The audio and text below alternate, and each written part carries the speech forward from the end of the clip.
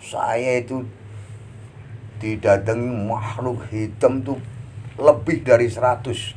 Bahkan saya itu hampir gak bisa napas. Seolah-olah napas saya sudah di tenggorokan begini.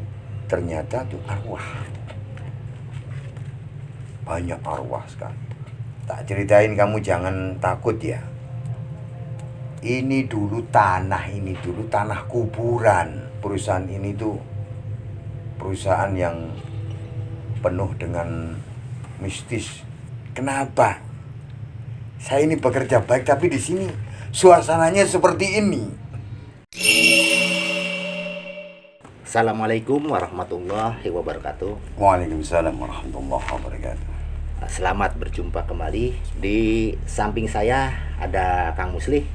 Mungkin sobat mengulas malam sudah kenal ya, karena beberapa videonya sudah tayang. Baiklah, Kang Muslih, gimana kondisinya? Sehat? Alhamdulillah sehat seperti hari-hari kemarin. Ya, malam hari ini kira-kira Pak Muslih akan bercerita apa untuk mengulas malam? Saya mau bercerita tentang pengalaman saya ketika bekerja di perusahaan pengolahan udang di Cirebon, dimana cerita itu sangat banyak misterinya tentang kuburan yang ada di dalamnya perusahaan itu. Itulah tadi sekilas apa yang disampaikan oleh Kang Muslih. Mudah-mudahan sobat pengulas malam dalam keadaan sehat walafiat, diparingi banyak rezeki dan Amin. dimudahkan semua urusannya. Ya, amin, amin. Kang Muslih akan bercerita pengalaman dia pada saat bekerja, di mana perusahaan itu akan mendirikan sebuah pabrik ya. Pabrik. Nah, di mana pabrik itu menggusur kuburan-kuburan masyarakat. Ya. Nah, disitulah banyak terjadi kejadian-kejadian mistik yang sangat seru dan mencekam. Baiklah, untuk lebih jelasnya saya kembalikan kepada Kang Muslih untuk melanjutkan kisah pribadinya. Silakan, Kang Muslih. Ya, terima kasih. Pada awalnya saya merantau dari kampung halaman saya di Jawa Timur, yaitu tepatnya di kota Mojokerto. Dan ketika itu saya masih bujangan dan masih berumur 25 tahun ketika saya merantau pada tahun 1990. Awalnya saya tidak hanya niatan merantau, tapi niat mencari pekerjaan di luar kota, yaitu di kota Jakarta. Pertama kali saya mau menginjakkan kaki di Jakarta, saya ada pesan dari orang yang mengajak saya pergi ke Jakarta, dan ada pesan dari ibunda saya ketika ibunda masih hidup,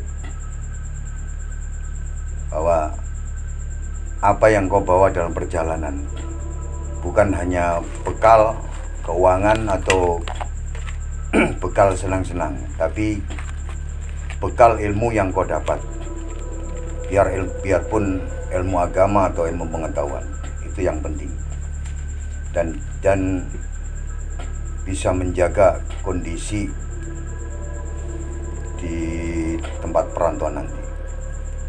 Ketika saya berangkat dari kampung halaman di Mojokerto, kemudian saya berhijrah menuju ke ibu kota, yaitu ibu kota Jakarta.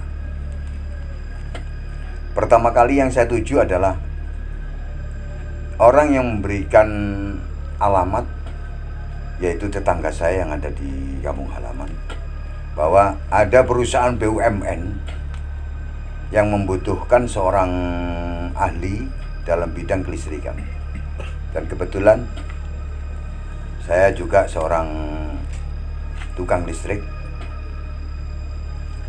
saya mencoba melamar, dan bukan hanya melamar saja, tapi ada orang yang mau membantu saya untuk bisa masuk di perusahaan BUMN. Di saat itulah saya dites oleh kepala bagian teknik dan berhasil apa yang saya lakukan, dan di saat itulah saya langsung bekerja. Disitulah saya mengenal perusahaan pengolahan udang itu menggunakan mesin pendingin, yaitu menggunakan lemari besar yang didinginkan, kemudian udang itu masuk didinginkan. Tapi hanya sebatas 3 bulan saya bekerja di situ, karena awalnya perusahaan itu mencari tenaga listrik itu hanya untuk di kota lain, karena perusahaan itu mempunyai cabang lagi.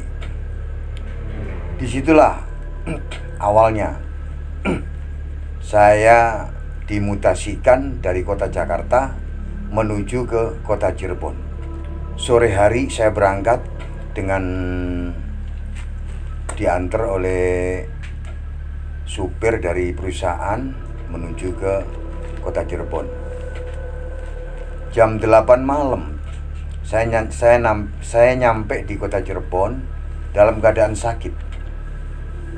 Saya nggak tahu, dalam keadaan sakit itu tiba-tiba badan saya itu menggigil. Makan juga sudah di perjalanan. Begitu badan saya menggigil, besoknya badan saya panas, merampang. Dan ketika itu pula direksi yang ada di perusahaan di Cirebon ini menyuruh saya untuk berobat. Ketika saya berobat, ditanyain kepada dokter, apa sih sesungguhnya Bapak ini yang dirasa? Kok badannya panas? Padahal ketika didiagnosa, Bapak nggak ada sakit apa-apa.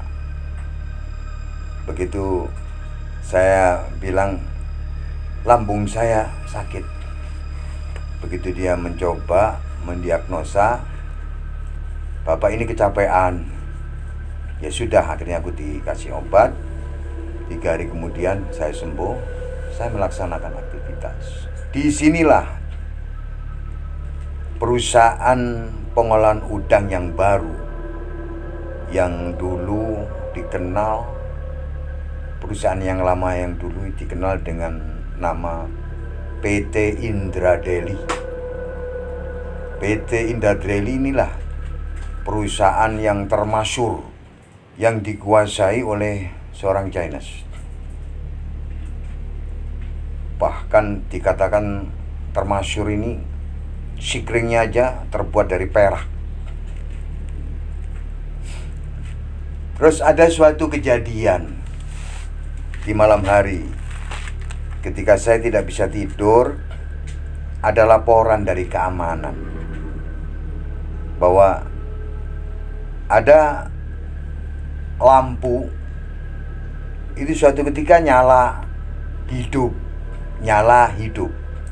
Saya bilang, kalau seorang teknik itu pasti tahu, bukan karena ada apa-apanya. Ya coba aja, kata keamanan tadi. Saya mencoba melihat, menyentuh, melihat, ngecek kabel semua berjalan. Saya beresin, ternyata nggak ada apa-apa. Memang dari lampunya yang kurang rapat. Itu di pabrik apa di ruangan kantor? Di pabrik. Oh, pabrik ya. Pabrik itu direhab. Jadi awalnya pabrik itu sudah nggak dipakai selama 5 tahun dan ditawarkan ke perusahaan-perusahaan. Perusahaan itu nggak ada yang mau beli karena nggak cocok dengan harganya. Kemudian ketika perusahaan itu mengeluarkan standar harga dengan kesesuaian, perusahaan yang tempat saya bekerja di Jakarta akhirnya menyanggupi dan dibeli.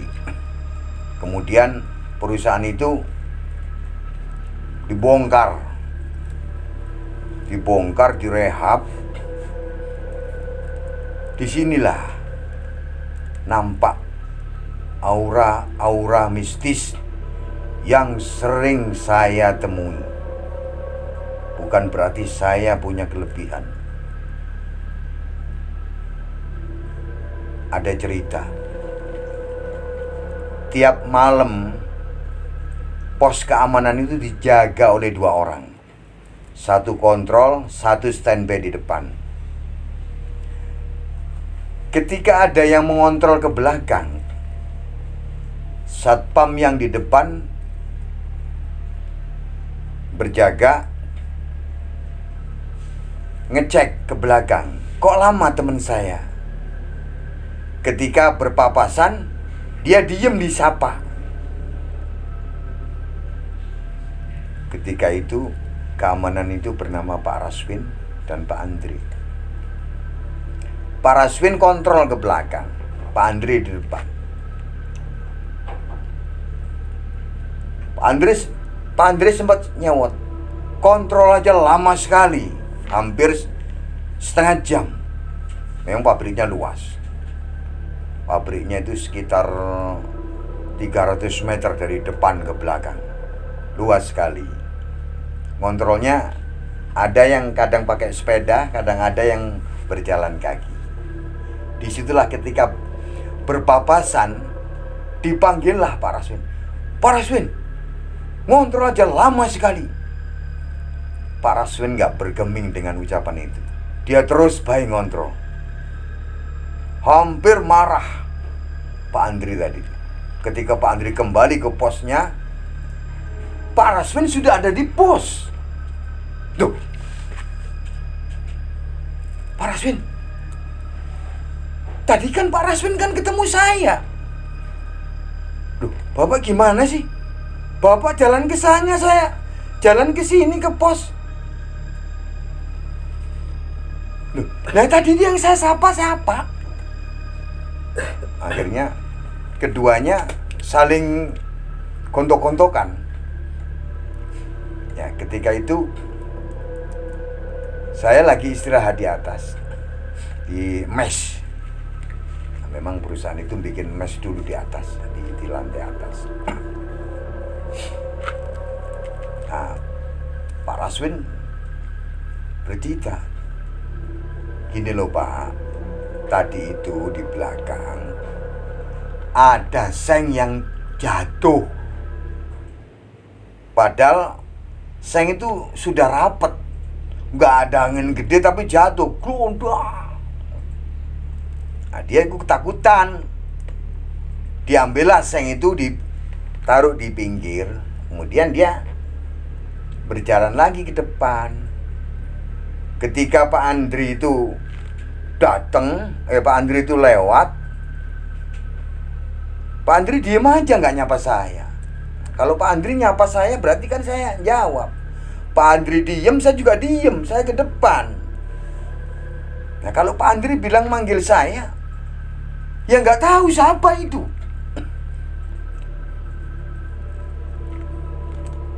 Itu ada cerita semacam itu. Saya pun juga begitu. Ketika membangun mes dengan 10 kamar, saya sempat jatuh sakit karena ada semacam besel yang saya cabuti tanpa berpikir panjang.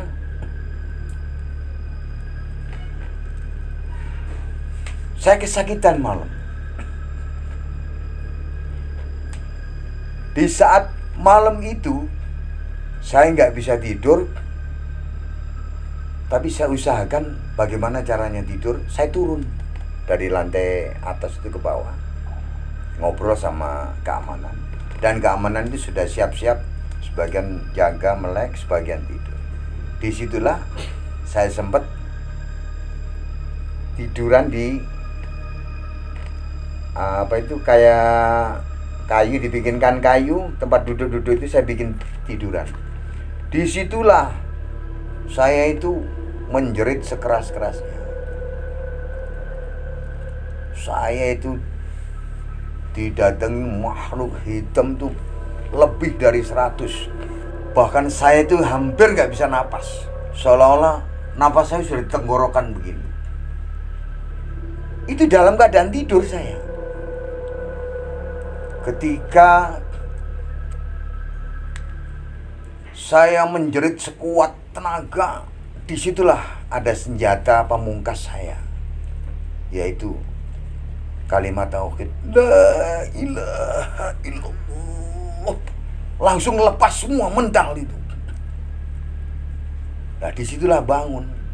Ketika bangun, kaki saya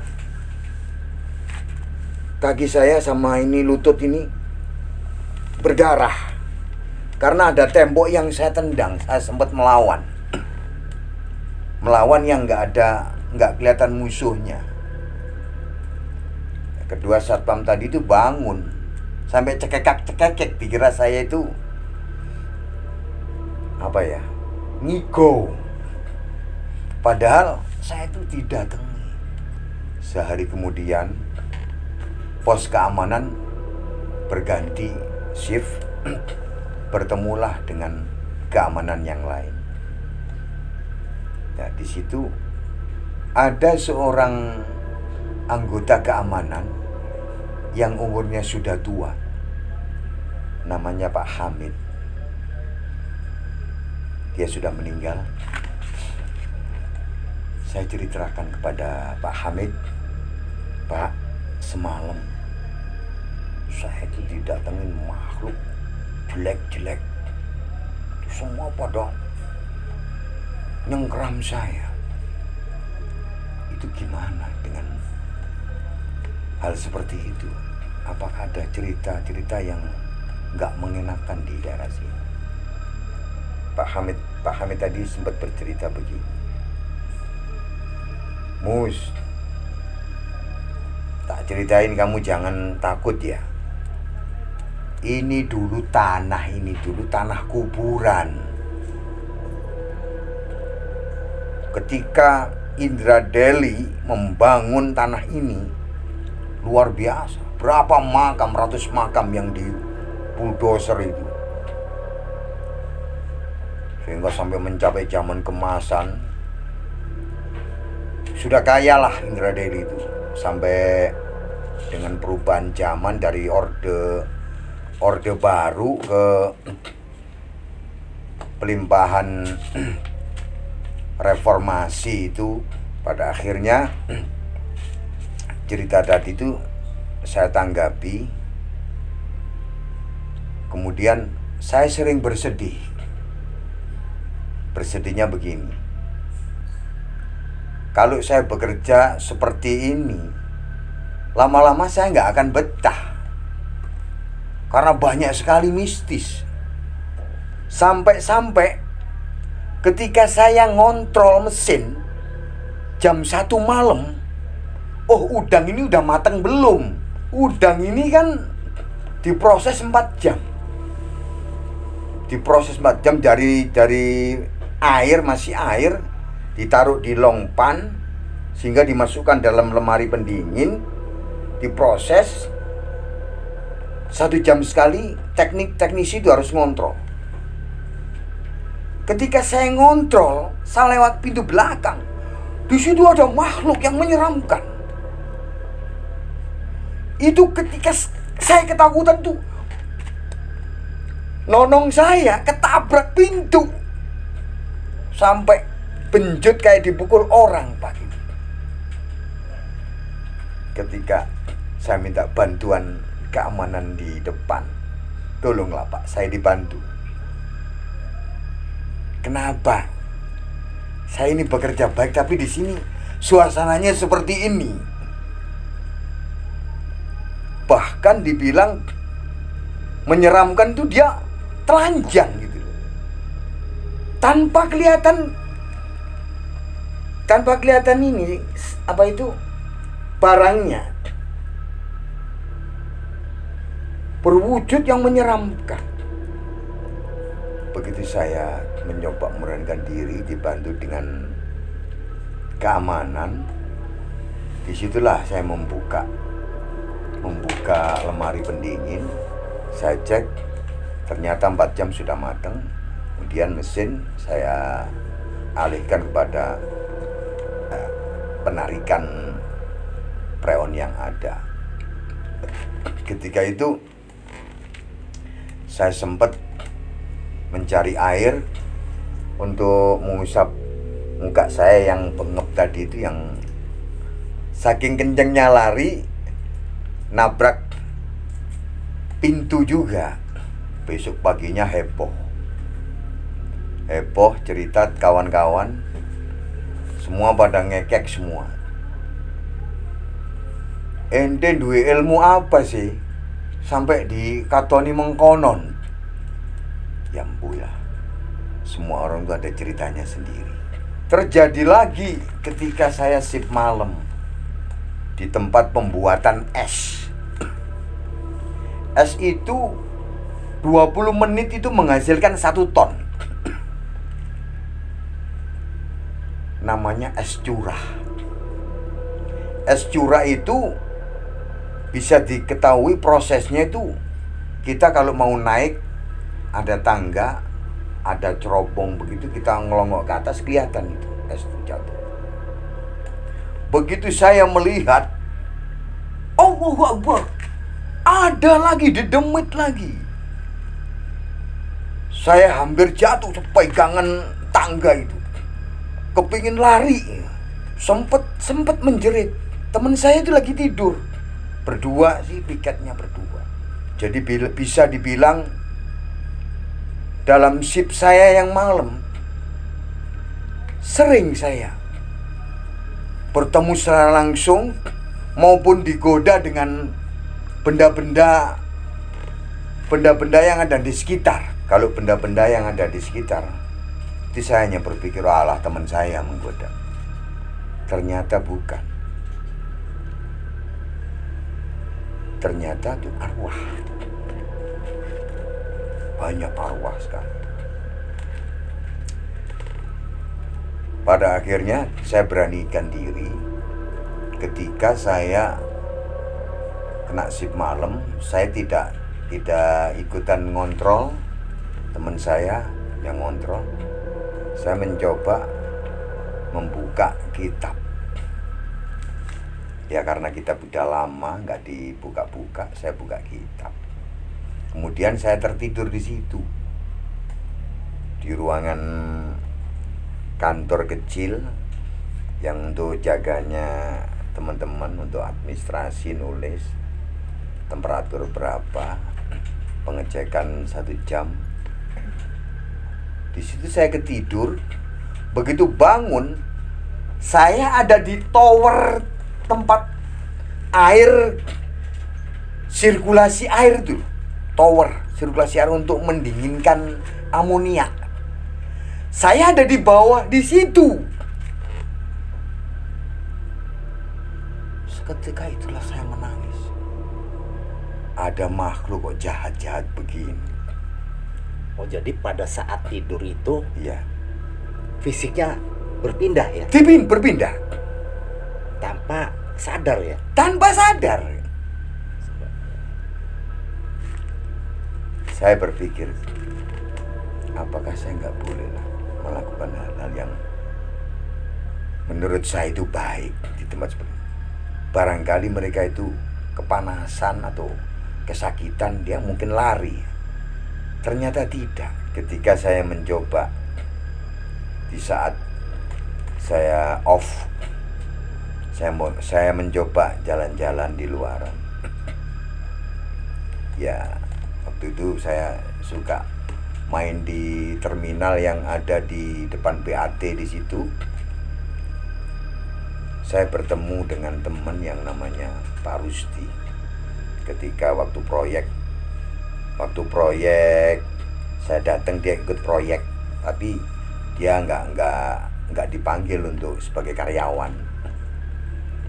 Saya bilang sama Pak Rusdi, Pak, saya tuh kayaknya nggak akan lama, nggak betah di itu. Banyak cerita yang serem-serem. Dia ketawa malah. Baru tahu ya, baru tahu ya.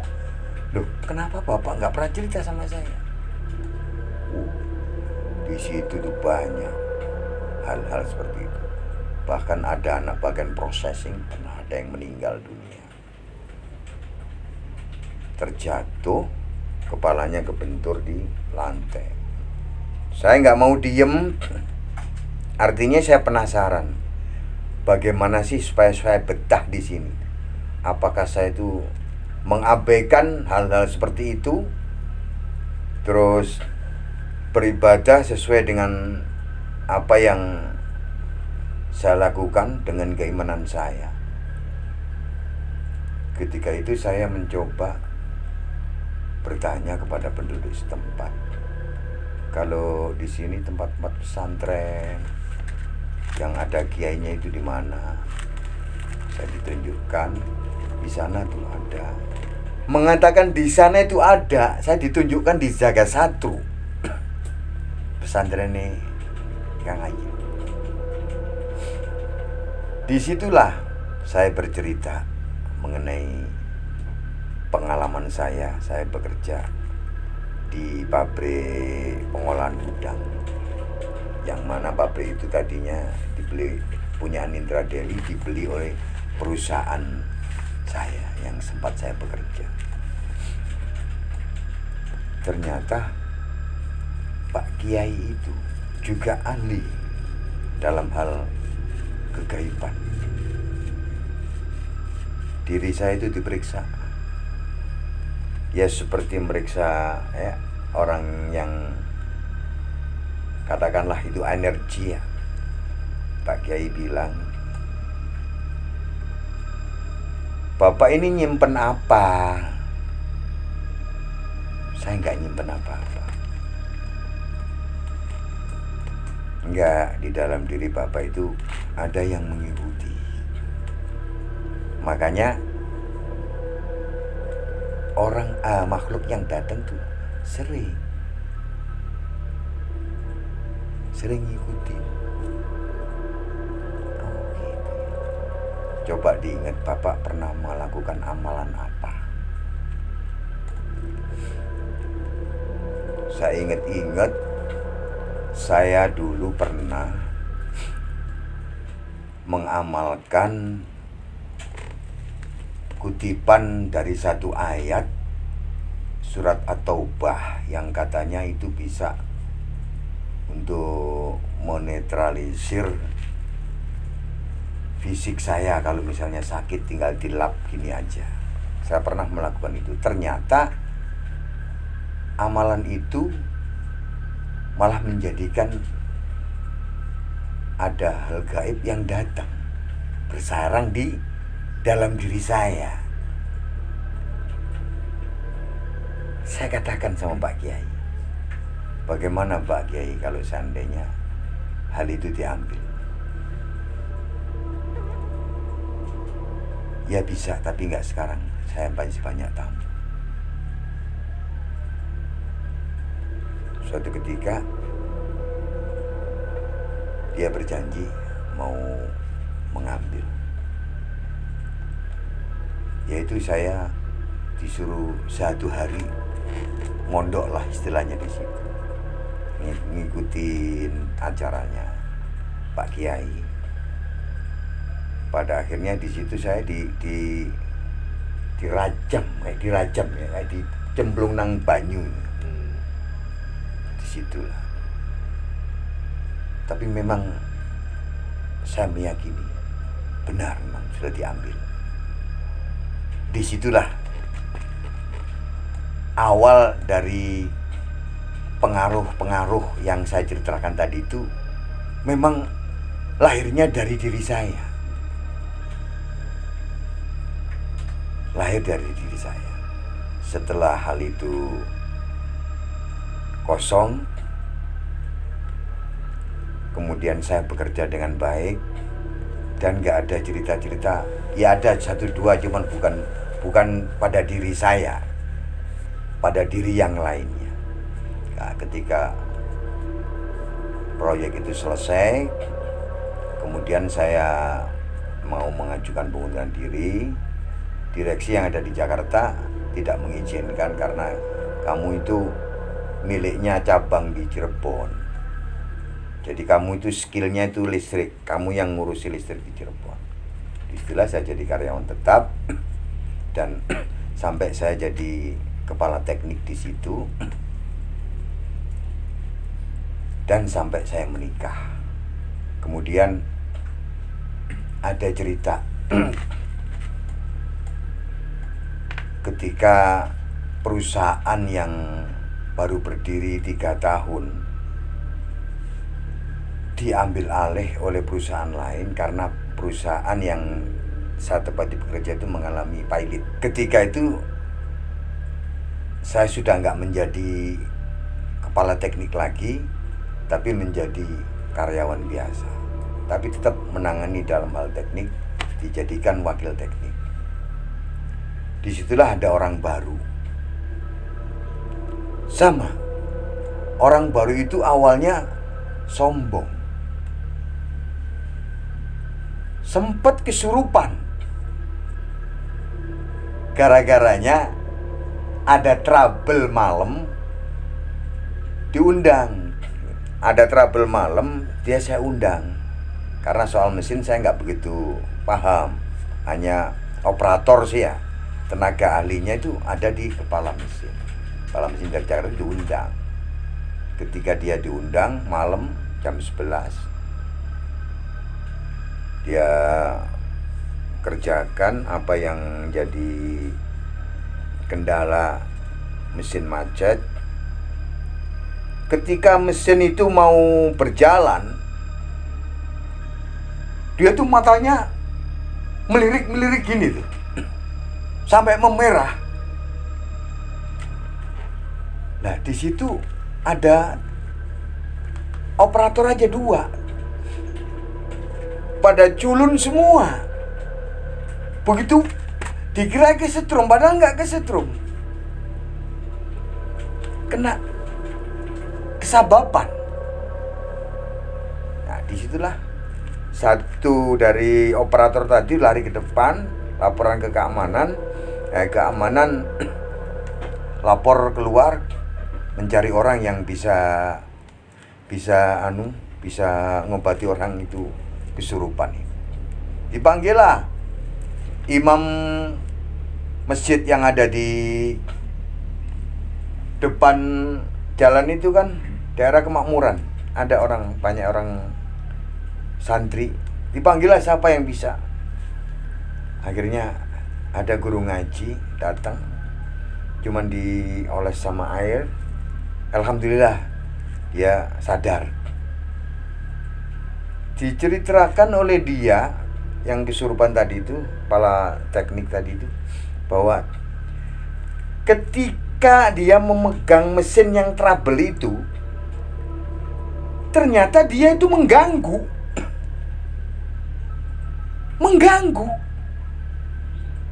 Karena anak-anak itu nggak biasa mesin sampai macet itu. Berhenti, diganggu. Besoknya akhirnya dibongkar mesin itu. Bongkar. Namanya oli itu kayak dodol. Disitulah kejadian awal-awal perusahaan itu dilimpahkan ke perusahaan lain. Sehingga di situ sampai bertahan 2 tahun, 1995. Akhirnya perusahaan mengalami pilot lagi yang kedua. Banyak karyawan di PHK dan saya juga mengundurkan diri, tapi tetap gak bisa karena saya sebagai teknisi penerangan listrik. Akhirnya tahun 97 sudah habis semua keamanan, baru di situ saya mendapatkan pesangon. Disitulah cerita yang bisa saya sampaikan. Memang perusahaan ini tuh perusahaan yang penuh dengan mistis yang sangat luar biasa. Bahkan diceritakan oleh sahabat-sahabat saya yang lain pernah mendatangkan orang supranatural 5 orang untuk menangkap goib-goib yang ada di dalam. Ada satu supranatural yang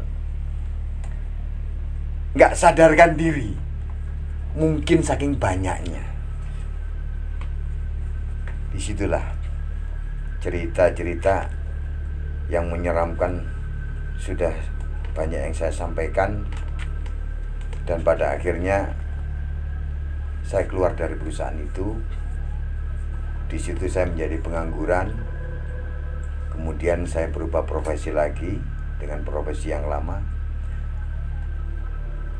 Dan dari pengalaman itulah saya bisa mengerti tentang pendinginan. Pada akhirnya saya mengerti tentang AC-AC yang sekarang ini banyak diminati oleh orang-orang yang punya rumah di rumah tangga. Begitulah yang bisa kami sampaikan. Assalamualaikum warahmatullahi wabarakatuh.